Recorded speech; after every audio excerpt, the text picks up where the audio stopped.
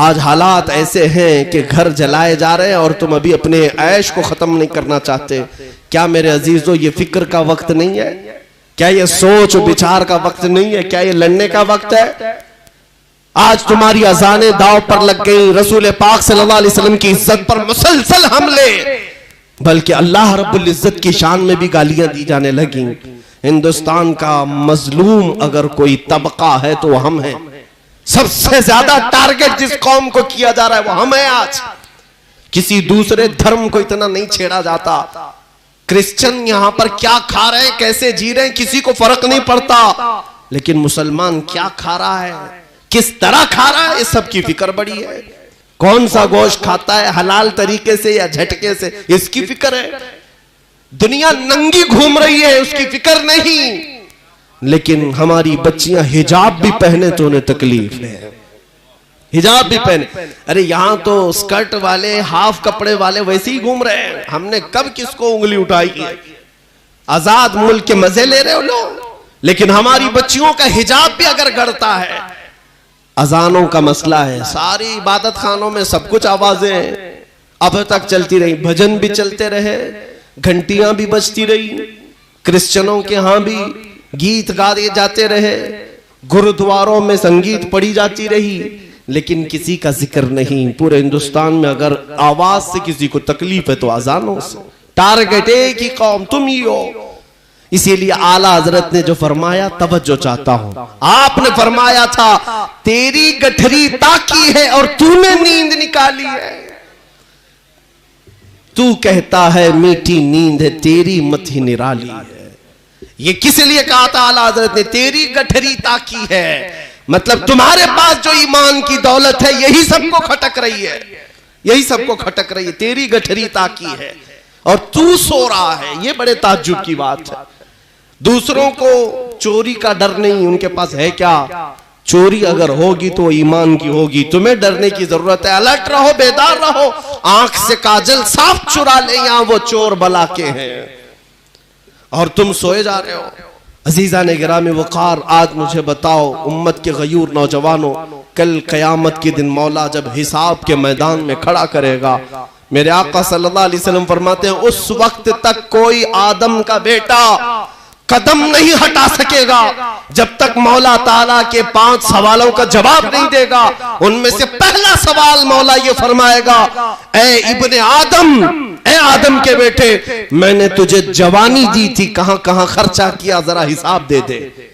अल्लाह ताला जब ये सवाल करेगा, जवानी का हिसाब देना इतना भारी हो जाएगा, इतना भारी कि मुहद्दिसीन फरमाते हैं बाज लोगों को 300 साल लग जाएंगे, बाज को 400 साल लग जाएंगे जवानी का हिसाब देते देते। मैं तुमसे पूछता हूं, कल बरोज़े क़यामत अगर तुमसे सवाल कर लिया जाए, जब मेरे नबी पाक की शान में गालियां दी जा रही थी, उस वक्त तू कर क्या रहा था? तुम जवाब यही दोगे कि मैं फेसबुक चला रहा था, गेम खेल रहा था, रात भर चैटिंग कर रहा था। तुम्हारे पास मसरूफियत क्या थी? क्या तुम्हारा दिल दर्द कर रहा था? मैं तुम्हें बताऊं मोहब्बत किसे कहते हैं। मेरे आका सल्लल्लाहु ताला अलैहि वसल्लम का बायकॉट किया था मक्का वालों ने।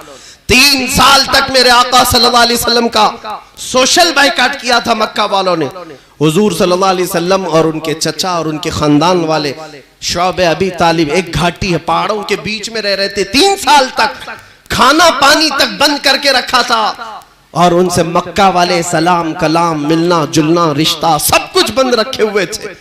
यहां तक कि इन 3 सालों में कई दिन ऐसे आए मेरे आका के ऊपर कि हुजूर पाक सल्लल्लाहु अलैहि वसल्लम ने दरख्त के पत्ते चबा कर खाए और चमड़े को उबाल करके खाया, चमड़े को पानी गर्म करके उबाल करके खाए। ये 3 साल बड़ी सख्ती के गुजरे। लेकिन मोहब्बत किसे कहते हैं मैं बताऊं आपको। साद इब्ने मुआज मदीने के एक सहाबी हैं जो हुजूर पाक के हाथ पर इस्लाम ला चुके थे बहुत पहले ही, मक्का आकर के ही, और मदीने में रहते थे। मदीना 450 किलोमीटर दूर है मक्का से। उस जमाने में तकरीबन 9 दिन का सफर हो जाता था। जब साद इब्ने मुआज को पता चला कि रसूल पाक का बायकॉट किया है मक्का वालों ने, मेरे आका पत्ते खा रहे हैं और चमड़े को गर्म करके खा रहे हैं। साद बिन मुआज सरदार थे अपने कबीले के, अंसार सहाबा में सरदार थे, खजूरों के बागीचों के मालिक थे, बड़े पैसे वाले थे, लेकिन मदीने वालों ने देखा साद इब्ने मुआज रोजाना उठते हैं और दरख्त के पत्ते खाते हैं और चमड़े को लाकर उबाल कर खाते हैं। लोग कहने लगे साद तुम्हारे अंदर फाका आ गया, इतनी गुर्बत आ गई कि तुम्हें पत्ते खाने की जरूरत पेश आ रही है, चमड़े खाने की जरूरत पेश आ रही है। साद इब्ने मुआज ने कहा नहीं, मेरे पास माल और दौलत का जखीरा है, लेकिन मैंने सुना मेरा मुस्तफा पत्ते खा रहा है, तो कैसे ये गवारा करे कि मैं खजूर खाऊं? मेरा दिल नहीं गवारा करता कि मैं खजूर खाऊं या रोटी खाऊं। मेरे मुस्तफा करीम सल्लल्लाहु अलैहि वसल्लम का बायकाट किया है मक्का वालों ने, तो जो नबी पाक सल्लल्लाहु ताला अलैहि वसल्लम पर उन्होंने खाना पानी बंद किया, तो मैं उस वक्त तक नहीं खाऊंगा रोटी जब तक मेरे आका रोटी ना खा ले। ये सहाबा की मोहब्बत थी। आज नबी कौनैन सल्लल्लाहु ताला अलैहि वसल्लम की मोहब्बत रखने वालों को इतनी तो फिक्र कर सकते हो कि तुम्हारे अंदर बेचैनी आ जाए, बेकरारी आ जाए कि मेरे नबी की इज्जत अब सलामत नहीं रही, तो मेरी कौन सी इज्जत सलामत रहने वाली है, मेरे घर की क्या इज्जत बचने वाली है।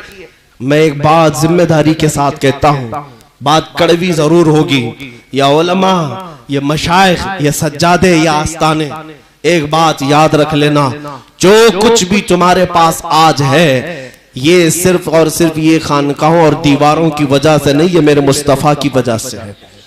नबी पाक सल्लल्लाहु अलैहि वसल्लम की निस्बत से सब कुछ मिला है। उलमा को जो इज्जत मिली है, उलमा का आज जो माश चल रहा है, वो सब नबी के टुकड़ों पर है।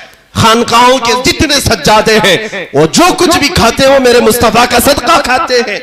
और अगर हुजूर पाक के नाम पर अलर्ट नहीं हुए, बेदार नहीं हुए, तो हो सकता है ये नेमतें छिन जाएं, ये नेमतें छिन जाएंगी। मेरे अजीजों, हम कंप्रोमाइज सब बातों पर कर सकते हैं, लेकिन हुजूर पाक की इज्जत के मामले में नहीं होनी चाहिए। इतनी बेदारी ले आओ, इतनी बेदारी ले आओ जितनी बेदारी वक्त का मुजद्दिद देना चाहता था। बरेली का इमाम ये कह करके गया है, लोगों जिंदगी गुजारना हो तो यूं गुजारो, पुकारो गुंबदे खजरा के मक्की को और गवाह बना करके ये कहो मेरा इस दुनिया में कुछ नहीं है, जो कुछ है वो आपका है। दहन में जुबान तुम्हारे लिए, बदन में है जान तुम्हारे लिए। या रसूल अल्लाह, हम आए यहां तुम्हारे लिए, उठे भी वहां तुम्हारे लिए।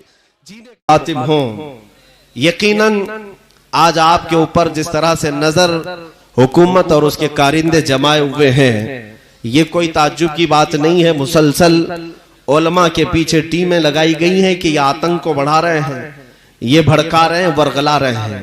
इनको तलवार से डर लगता है, जबकि आप तलवारों का जिक्र कर रहे हैं। आपने कहा कि समझौता नहीं होगा, तलवार उठ जाएगी। मैं कहता हूं तलवार बहुत दूर की चीज है, तलवार बहुत दूर की चीज है। हम वमा रमैत इद रमैत वाले बदरी सहाबा के वारिस हैं। अल्हम्दुलिल्लाह, जंगे बद्र में आने वाले बदरी सहाबा के वारिस हैं। अगर लकड़ी भी उठा ले तो तलवार से भारी है। तलवार बहुत दूर की बात है, तलवारों का जिक्र ना करें, तलवारों का, गोली बंदूक बारूद का जिक्र ना करें। ये मुस्तफा करीम सल्लल्लाहु अलैहि वसल्लम के वो सच्चे आशिक हैं कि ये कंकरियां उठा ले तो रब तबारक व तआला उनमें भी वो ताकत अता करेगा जो इनके मिसाइलों में नहीं है। ये हमारा ईमान और तवक्कुल जो है वो अल्लाह की जात से है, या असबाब पर नहीं।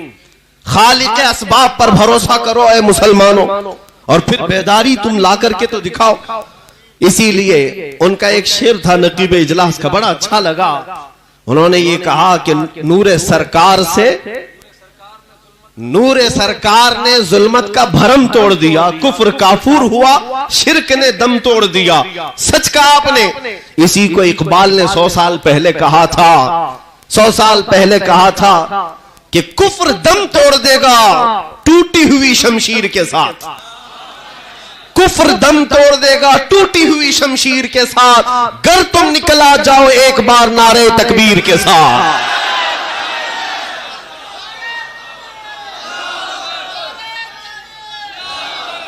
मेरे अजीजों, तुम क्या समझते हो? तुम अल्लाह तबारक व तआला की वो चुनिंदा कौम हो जिसको कुरान लक़ब दे रहा है खैर उम्मतिन। तुम पूरी कायनात में सबसे बेहतरीन उम्मत